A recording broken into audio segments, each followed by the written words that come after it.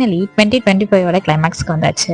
Start பண்ணும்போது புது friends புது ஜேர்னின்னு ஒரு ஹாப்பி ஃபேஸோட ஸ்டார்ட் ஆனாலும் அது அப்படியே கண்டினியூ ஆகலை.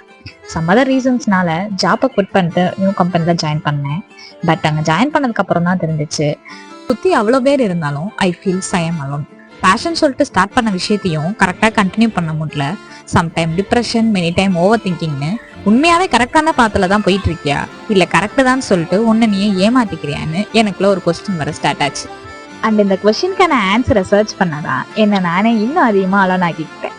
பிகாஸ் நான் அலோனா இருக்கும்போது தான் ஓவர் திங்கிங்ன்ற ஒரு விஷயத்த எப்படி கரெக்டா கண்டென்ட்டா சேஞ்ச் பண்ணலான்றதை யோசிச்சிருக்கேன். அண்ட் அந்த டைம்ல தான் எனக்குன்னு ஒரு ஓன் ஸ்டோரி பில்ட் பண்ணிப்பேன்.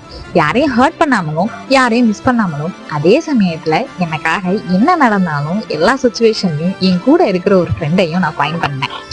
அது வேற யாரும் இல்லை, நான் தான். அண்ட் இந்த ஸ்டேஜில் நான் ஃபீல் பண்ண ஒரு விஷயம் தான் 2026 ஃப்ளெக்சிபிலிட்டிங்காக கன்சிடர் பண்ணுறதுக்கு 2025 சக்ஸஸ்ஃபுல்லாக கம்ப்ளீட் பண்ணா என்னன்னு யோசிச்சேன்.